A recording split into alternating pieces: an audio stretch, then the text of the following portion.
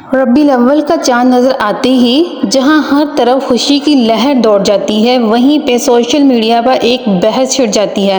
کوئی کہتا ہے ربیع الاول میلاد النبی منانا جائز ہے تو کوئی اسے ناجائز کہتا ہے، لیکن کیا کبھی ہم نے سوچا کہ خود قرآن پاک اور ہمارے پیارے نبی کا اس ولادت کے دن کے بارے میں کیا عمل تھا؟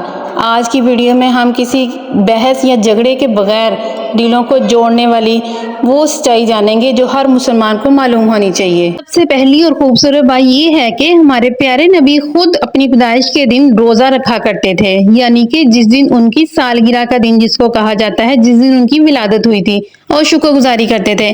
اس مہینے میں آپ کی ولادت باسعادت بھی ہوئی تھی اور وصال بھی۔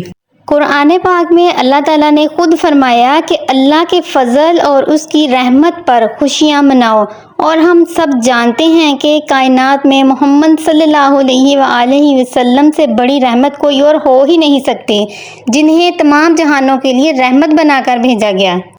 بزرگان دین فرماتے ہیں کہ زمین کے جس خطے پر، آسمان کے جس کونے پر، ہوا کے جس جھونکے پر، درخت کے جس پتے پر، پانی کے جس قطرے پر، جس انسان کے دل و دماغ اور زبان پر میرے نبی کا ذکر ہوگا، میں اللہ پاک خود فرماتے ہیں کہ میں اس پر اپنی رحمتوں کی بارش برسا دوں گا۔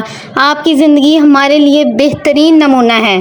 جب اللہ پاک نے قرآن پاک میں خود فرمایا کہ اللہ کے فضل اور رحمت ملنے پر خوشیاں مناؤ تو ہمارے نبی ہمارے لیے رحمت ہیں، تمام عالم کے لیے رحمت بنا کر بھیجا گیا ہے۔ آپ کو ذرا سوچئے، میرے اللہ کا یہ ہم پر احسان ہے، شکر ادا کرنا چاہیے، درود پاک پڑھیے۔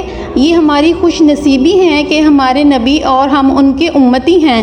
اس موضوع پر جتنی بھی بات کی جائے کم ہے، لیکن ہمیں میلاد منانے اور خوشیاں منانے سے پہلے ایک چیز کا جائزہ لینا ہے، وہ یہ ہے کہ کیا ہم اپنے نبی کے نقش قدم پر چل رہے ہیں، ان کے بتائے ہوئے راستے پر چل رہے ہیں۔ آپ کی زندگی ہمارے لیے بہترین نمونہ ہے۔ سچی خوشی تب ہی مکمل ہوتی ہے جب ہم ان کی سنتوں کو اپنائیں گے۔ اللہ کا بہت احسان ہے کہ اس نے ہمیں اپنے حبیب کی امت میں پیدا کیا۔ میلاد منائیے، خوشیاں منائیے، درود پاک کے نذرانے پیش کریں، لیکن سب سے پہلا کام یہ ہے کہ ہمیں اپنے نبی کی سنتوں پر عمل کرنا ہے۔ کمنٹ سیکشن میں اپنی رائے کا اظہار ضرور کیا کریں اور ویڈیو کو لائک، شیئر اور کمنٹ ضرور کریے گا۔ اللہ حافظ۔